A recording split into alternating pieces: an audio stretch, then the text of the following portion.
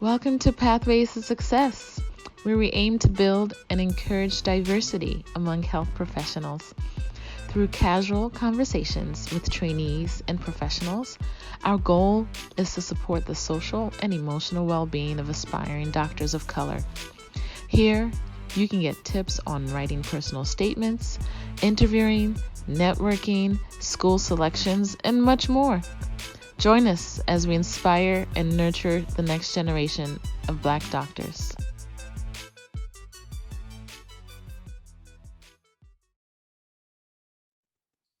Hello, hello, hello. Welcome back again to Pathways to Success, brought to you by the Austin Black Physicians Association. I am one of your hosts, Dr. Chinwe Eferibe, and I'm with Grace Akiemi. I am a third-year pharmacy student. Awesome. We're your hosts for this evening, and we have a special guest with us.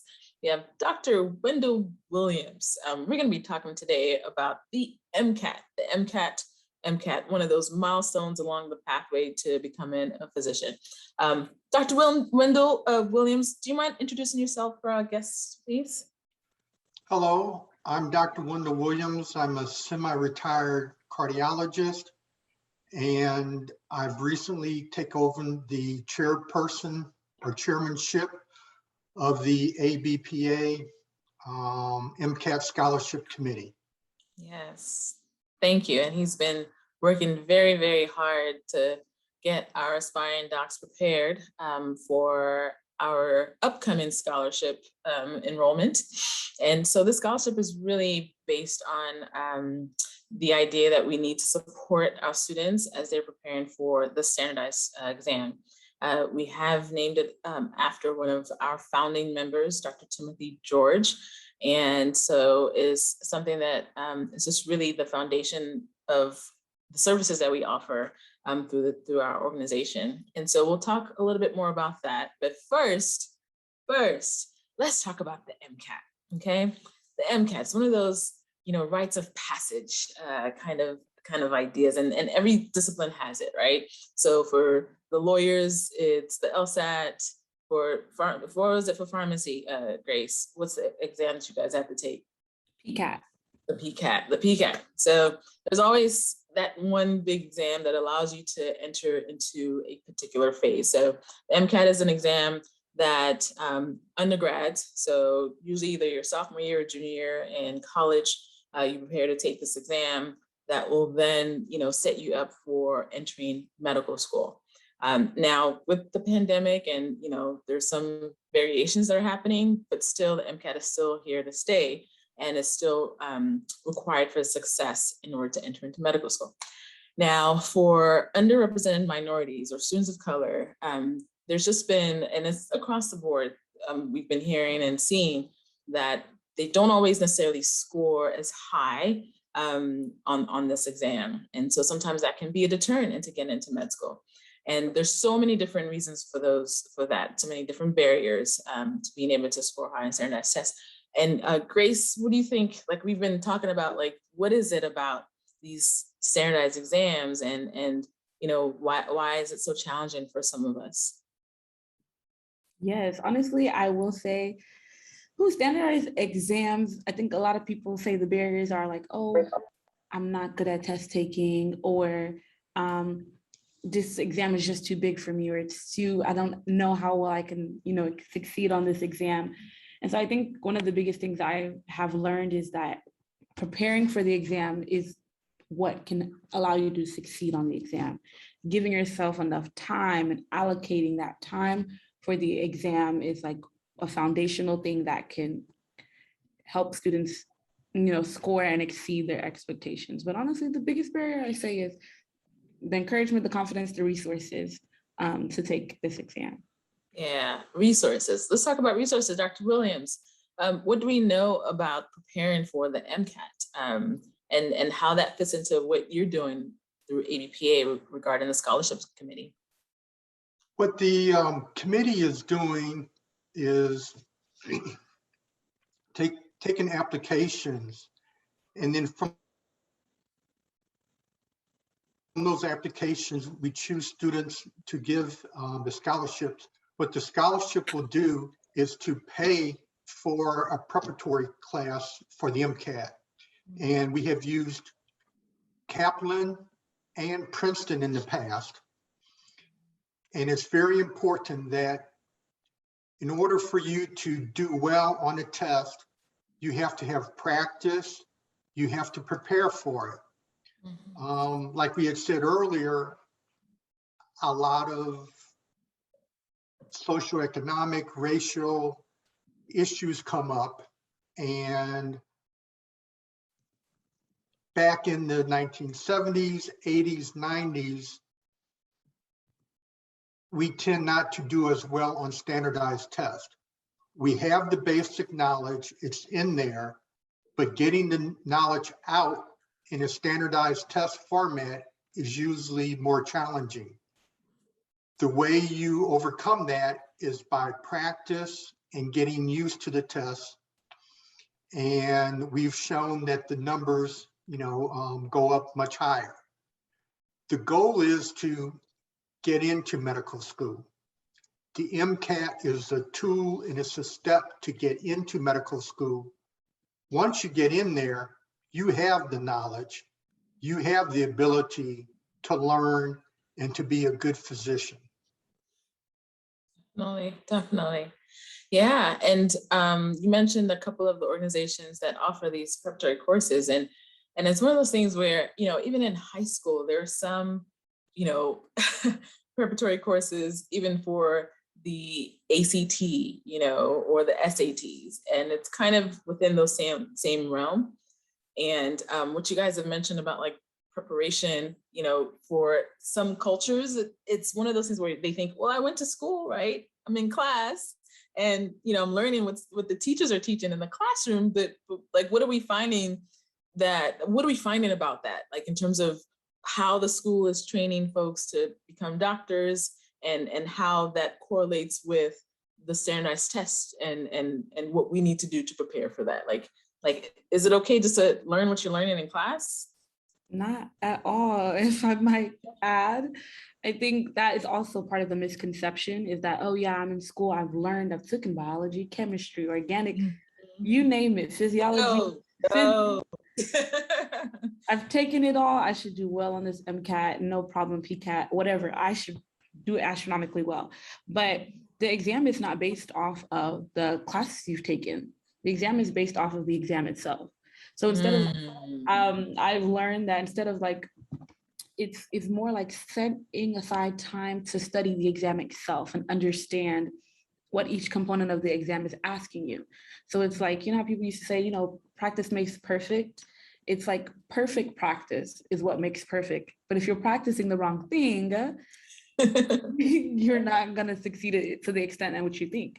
So if you're practicing by, going to class, paying attention, that's great. It's going to get your GPA beautiful, but it's not necessarily going to get you the highest MCAT score. You need to focus on the exam and learn the exam inside and out. So yeah. Definitely. Yeah. And go ahead, Dr. Williams. And I agree very much with what Grace was saying. I learned in college that my knowledge of a subject did not correlate with, passing, the MCAT or scoring well on the MCAT. You have to prepare for the MCAT independent of, just knowing the material. I've had friends who have known the material very, very well. We could sit down and discuss it, and they could run rings around me as far as discussing the subject. But when we came to the MCAT, I scored higher than they did just because I understood how to take the test. And I went to a high school who taught me how to take the test. Now that's something to be said, because we know starting early is very key. Oh yeah. Very, very key. So for anyone listening there, don't start studying for the MCAT just in college. Practice with other types of standardized tests. There are, like for the ACTs or SATs, there are preparatory courses for those standardized tests themselves. So parents, caregivers, consider that as well too, and hopefully it can get them primed so that when they do get into college and they do have, and even beyond, and they have these types of standardized tests, they know that it's about preparing for that test. So now let's talk about the test itself. Now I'm not going to go break it down in detail. We've already talked about some of the subjects, organic, physics is on there. There's even a reading section, but then there's a section called the cars section. Dr. Williams, what are we learning from the organizations, who put together these MCAT prep courses? What do we learn about the cars and its purpose? From what I've heard from them, the purpose is to try to determine somebody's critical and analytical reasoning skills. Mm-hmm. And so it's not just knowing the material, it's reading a paragraph that's filled with a lot of facts. And then you have to decide what is the paragraph answering or what it's asking. What happens is that so many people will read it, they get focused on the facts, and they don't really understand what question is being asked. Mm-hmm. I personally feel that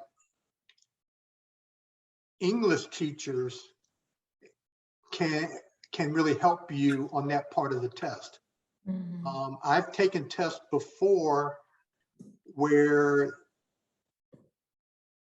you're asked to read 2 paragraphs and you have to underline the most important sentences of the paragraph and the sentence where the main question is.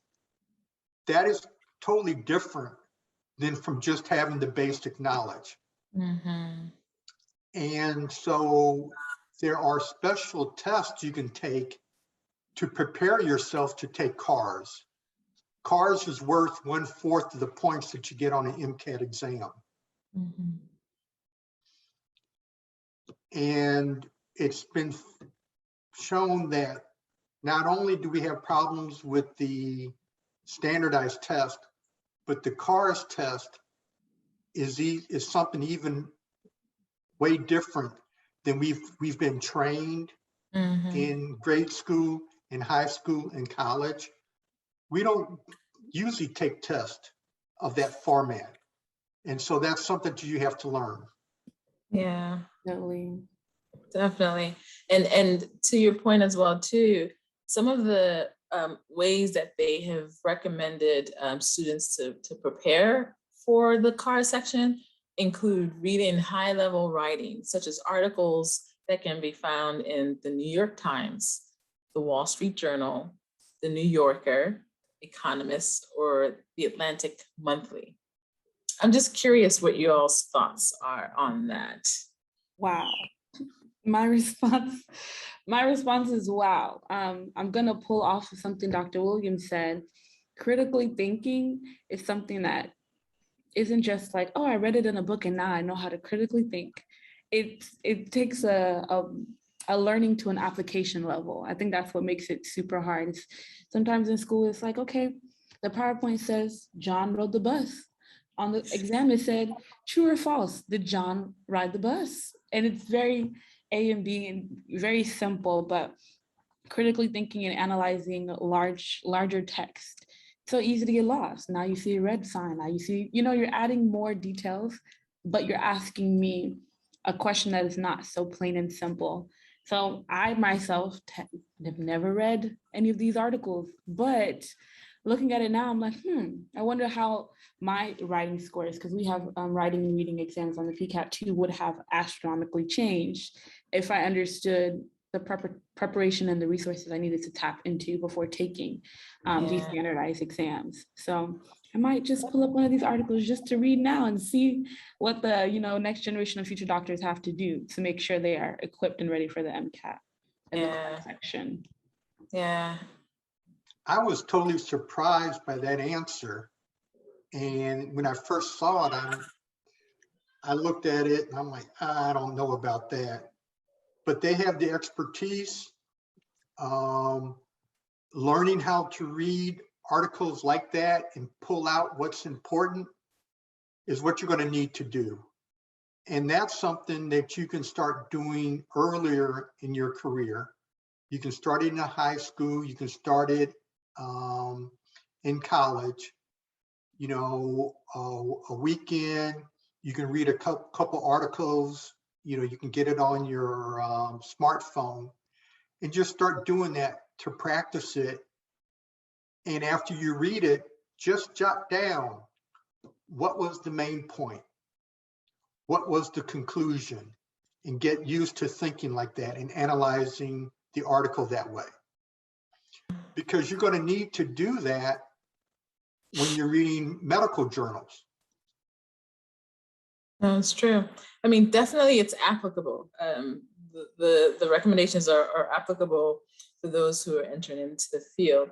I think one of the reasons why we have this particular video cast discussion is the idea of what supports need to be in place for students of color or underserved students to be able to get that level of preparation, you know, because one, it's the assumption that the parents or the caregivers are reading those articles, you know, and then you balance it with some of our students are either first time, you know, college students or first time graduates or, you know, just high school graduates even, you know, so it's just the idea of if they're not exposed to that level of high level reading or high level critical thinking or analysis of things that are not necessarily related to like, you know, on the ground life lessons, you know, like just the philosophical kind of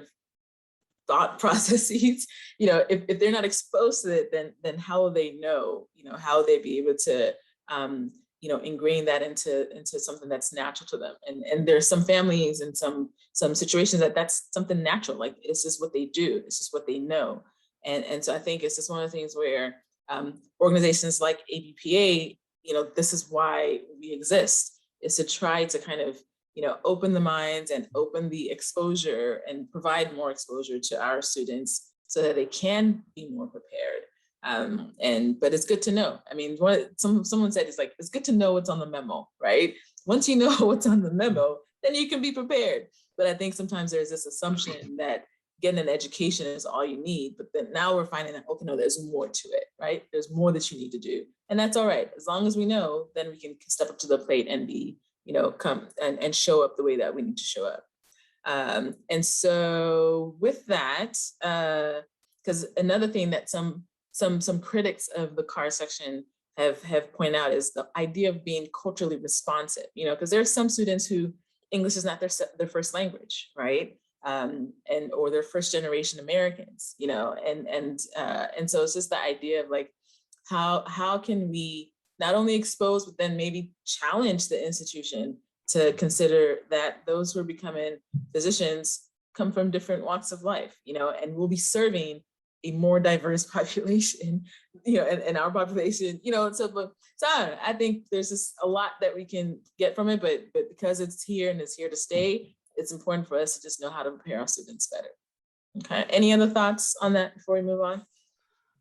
Well, I think the MCAT is an obstacle that has been put there for us to get into medical school, but it's just one thing.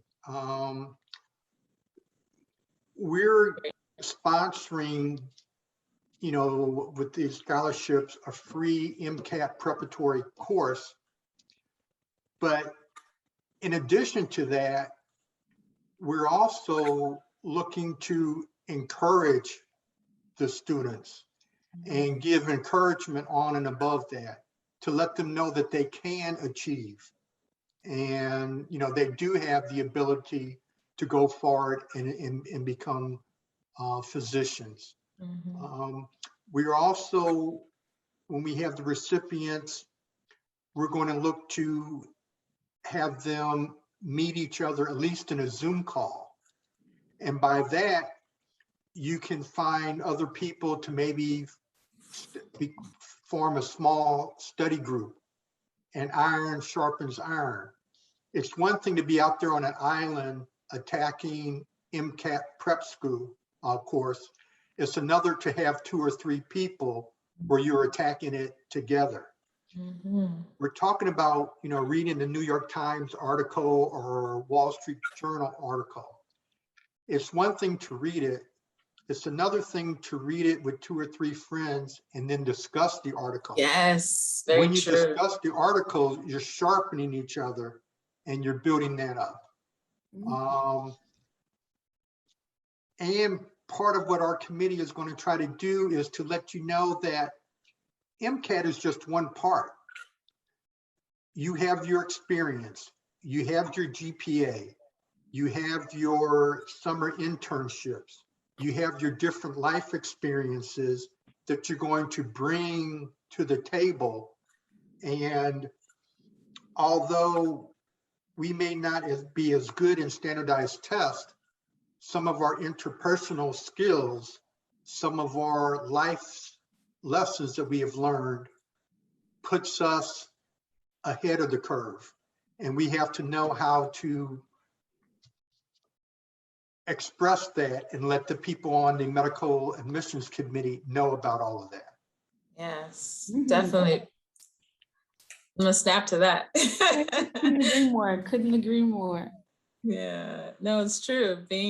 Seeing that, like we talked about earlier on when we talked about interviewing, just seeing that one task or that one event in a bigger picture, knowing that it's just one component of something larger, and then there's so many pieces that are important, for that decision to be made about whether or not you become a doctor. And so not forgetting and not losing sight of that, because it is true. There are some people that score astronomical on their MCAT and still don't get into medical school. So don't just focus on the test alone. Being able to have that community. I love that we're going to be offering that to our scholarship recipients, because again, it's all about community. So a lot of us thrive within communities, and it's even better when we're within a community that has like-minded folks who are working towards the same type of goal. But all right. So what do our audience need to know about the scholarship, Dr. Williams? How can they apply? What's the deadline? What do they need to do in order to, be successful as an applicant? You can go to our website of the Austin Black Physicians Association and find the application there. Also, our committee is in touch with a lot of the counselors in all of the schools in Texas. And we have reached out to many, if not all, of the HBCUs in Texas also, for them to have the application, at their schools. The application is open. I believe it's open until about October 15th. At that point in time, we will take the applicants and we'll take a couple of weeks to review them. And it will be sometime early November that we will announce our scholarship winners. But the thing is, once again, when you do the application and you tell us something about yourself, express what you like about yourself. Don't hold back on what's your strong points. On the application, when you go to interview at medical schools, that's not the time to be humble. That's the time to proudly put out your chest and say, I've accomplished this, I've accomplished that, and I know I can achieve this. Definitely. We are looking forward to seeing our applicants send us their best versions of themselves. And so, Grace, anything else to add from your perspective, you think? Honestly, I would add, as a person, since I'm in pharmacy school, right, currently, I had to take my own PCAT too once upon a time. Just like yesterday, I remember leaving the facility. But if there's anything I will say, I echo what Dr. Williams says in regards to encouragement and community. The application process itself can be discouraging because nobody wants to hear no, but sometimes that no, it makes room for that yes to come along, right?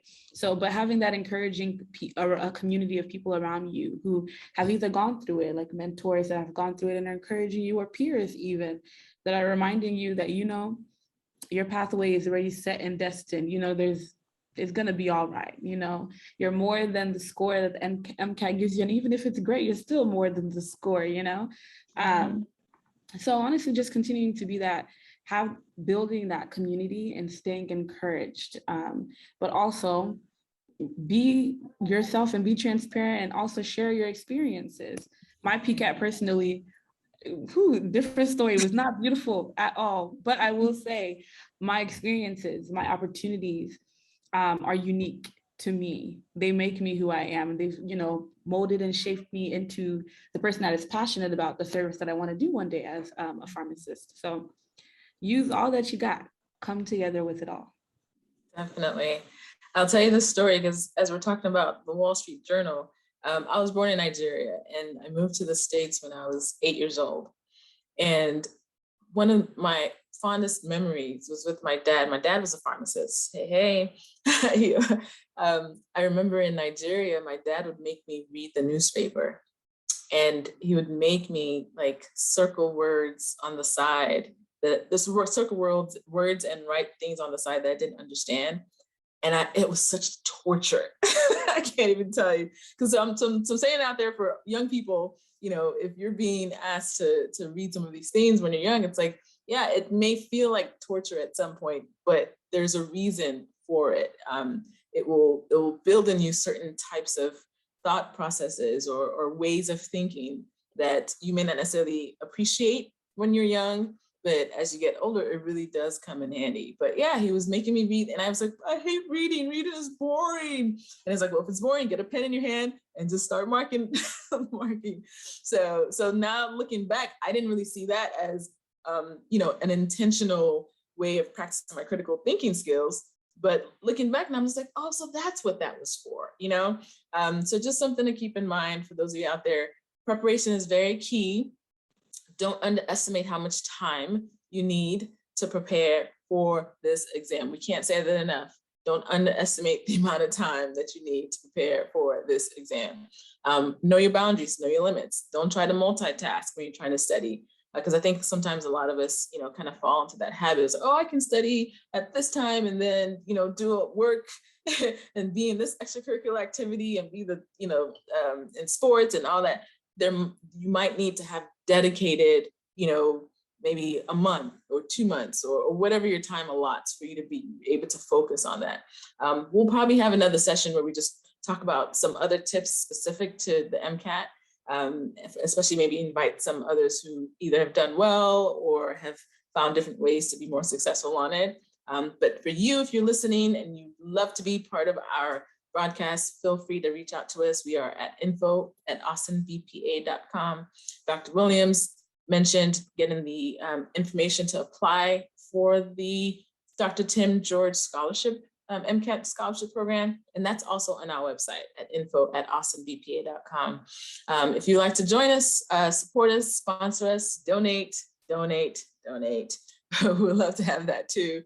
But thank you so much for listening. We're hoping that this will support those who are considering taking the MCAT, who are looking for communities as well to support you as you're preparing for it. And you know, reach out to us. You know, you'd be surprised how we can network to kind of get you the support that you need to prepare for that journey. So here's to your pathway to success. Dr. Williams, thank you so much for joining us today, and we appreciate your service on the scholarship. Thank you for having me. Thank you. And thanks, Grace. Until next time, join us next time.